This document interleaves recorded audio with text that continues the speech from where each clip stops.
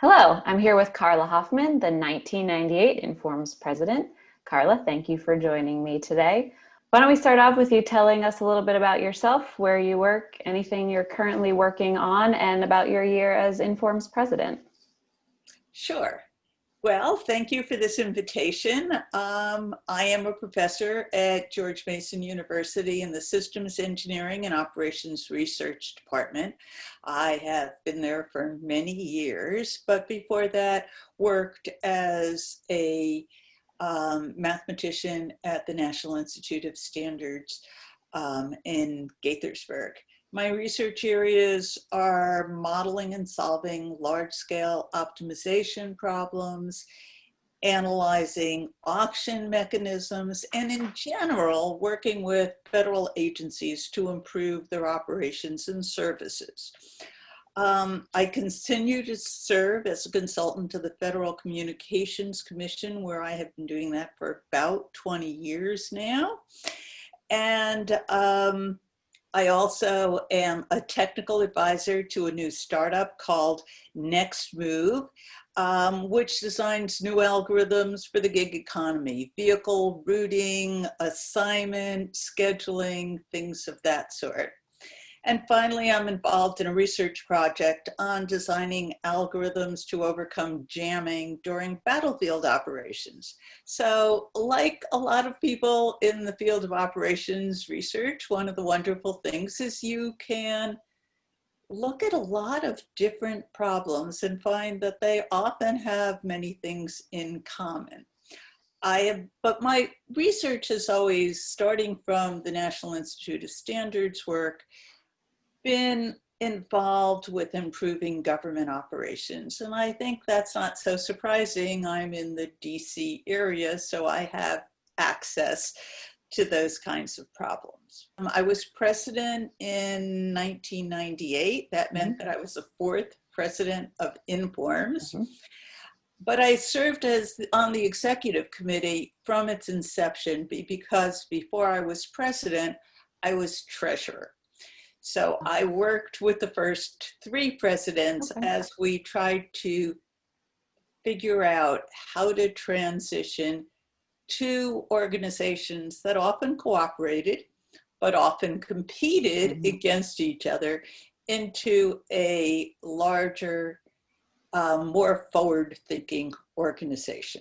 Great, thank you. Can you speak a little bit about what the dynamics around operations research, management science, and even analytics, if I know that wasn't a term used back in 1998, but just the dynamics around the field at that time? Well, as I said, there were two societies that often cooperated and sometimes competed with each other. Analytics was not a term used at the time, but it was clear that the extraordinary growth in computing was having an impact on our field and was going to have a larger impact in the future.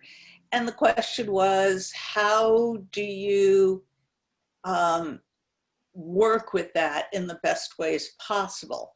I think naming this new institute Informs was a great thing to do because it used a term that made sense. We inform decision-making. And I think that labeling does matter.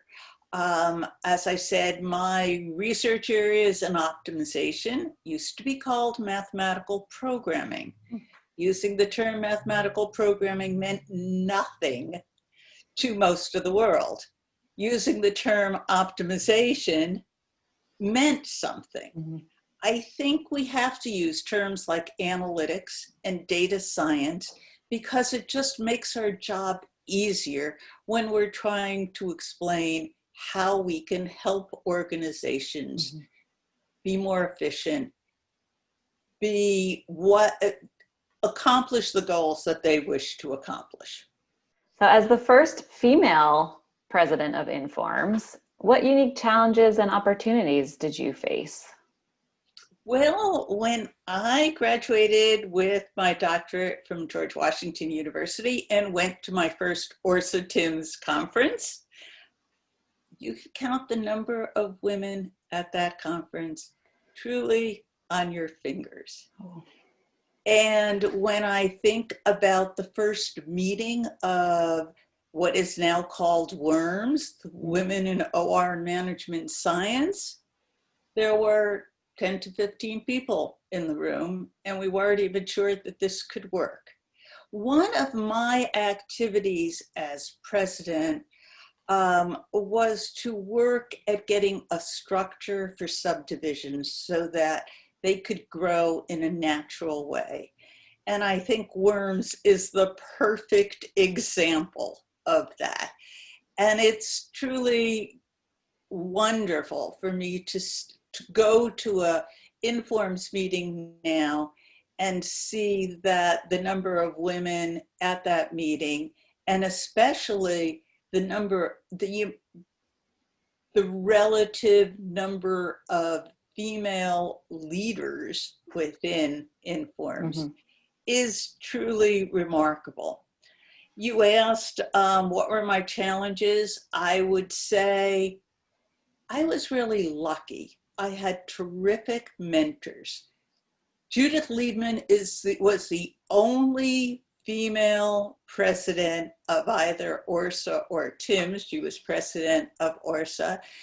And I got involved in a very small section that was worried about computation as it related to the field of OR. And was just trying to get a collection of people who had similar likes together. That's how I started within ORSA. And she really encouraged me to be involved in the professional society itself. So that was one of my mentors. But I had lots of terrific people who just directed my career. From my thesis advisor, James Falk, to my first boss, Alan Goldman at NIST, to my first boss and chair of my department, Carl Harris, who encouraged me to become an academic. I just think I was lucky in that I had such extraordinary talent who cared and who wanted the field to develop. So you mentioned WORMS, and you seem proud of being part of WORMS. What else were you proud of accomplishing during your tenure as president? Well, remember that this is the beginning of a new organization. And at first I was treasurer, and the two societies that they started with had very, very different views as to how to invest whatever money they had. And I didn't have a financial background, but I learned a lot and decided that what we needed was a relatively unrisky approach to investments, but also that our investments had to be able to be sustainable. And so we took a lot of time doing that, and apparently that hasn't changed very much since we created that. So I'm very proud of that. As president, I thought my goal should be to create a mechanism, a process that would allow subdivisions to grow in any and all ways. And I think that has proven to be an extraordinary approach. We started taking the IEEE model, and it really has worked well for us. The third thing was just taking two offices. One was in Providence, Rhode Island, and the other was in Maryland, and creating a unified professional staff, which is not to say that the staffs weren't professional. They just had different philosophies and different approaches. So I think those are the successes. The one other thing I would have liked to have seen over the years that Informs has existed is more interaction among our sister societies. That includes the Math Programming Society, includes IISE, it includes SIAM. And I think going forward, we have to continue to work to have a unified voice about mathematical modeling and our ability to solve important societal problems. I'm going to go off script for this next one, but you've been involved with Informs for over 20 years now, even longer, Right. since your presidency here, but you were involved earlier than that. Is there anything that you are proud of accomplishing just with your involvement in Informs? I know you've been involved in a lot. I think you've been part of some Edelman teams, maybe. Were you part of the FCC one? So Yeah. yes, I led the optimization team at the FCC, and I was lucky enough to be given the opportunity to hire into a team my former students who really did the heavy lifting, and they're really responsible for that accomplishment. And yes, I mean, networking is important in so many ways. I did an awful lot of my research with Manfred Padberg. I met Manfred Padberg at a bar at a professional society meeting. I think networking drives your career in ways that you cannot predict. So being part of a professional society, getting to learn about topics that you know nothing about, but you're curious about. I mean, I had no training. First of all, I had no training in combinatorial optimization, which has been my career. For the last 20 years, I've worked in auctions. I also had no knowledge of market design and auctions until a problem was thrown at me. I think we as a profession are people who are willing to take on challenges when we don't know the solution, but we believe that there are scientific approaches to solving the problem. And the idea of how a professional society helps that is it just broadens the problems you might hear about and that might interest you.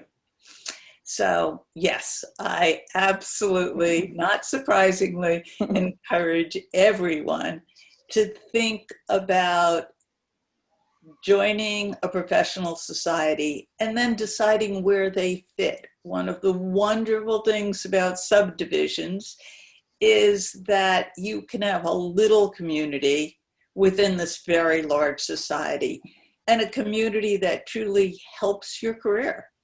It helps tell you about new technologies, it tells you about new applications, and it gets you to work with people that otherwise you wouldn't even know to be able to work with. Thank you. Final question. Where do you think Informs and the profession in general are headed in the next 25 years or the near future? And what would be your one piece of advice to get us there?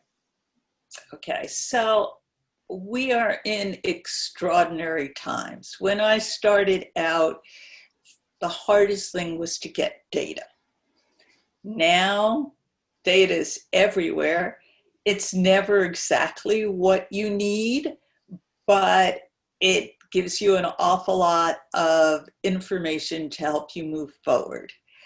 I think we have to exploit the whole world of analytics and data science because it's where we belong. But I also think we have to always think about being interdisciplinary. Or solving hard problems requires interdisciplinary teams.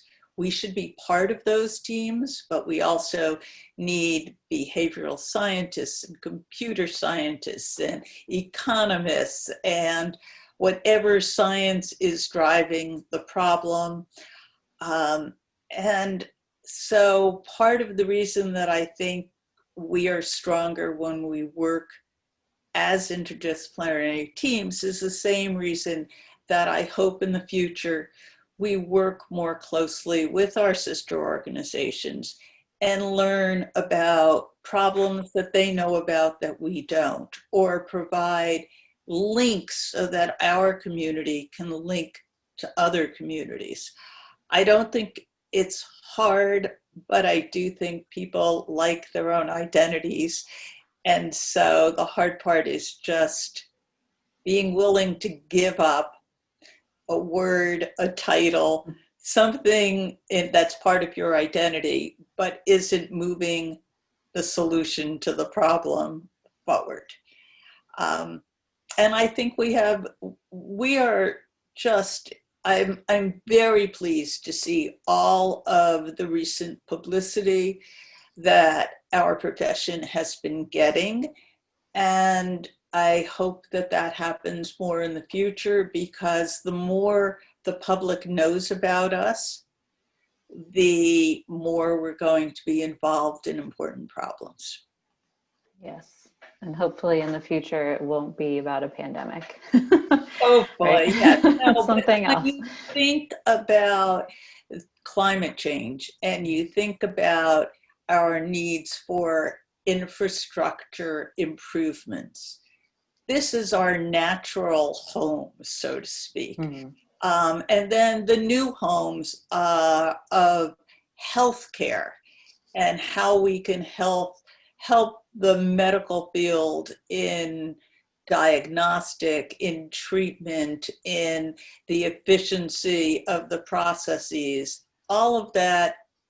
I mean, I think our future is very, very bright. We just have to continue doing what we're doing. Great. Thank you. Any final thoughts? No, Good. thank you for doing this. Of It's, course. it helped me think about where we are and where we were going, and I enjoyed doing this. Thank you so much. Thank you.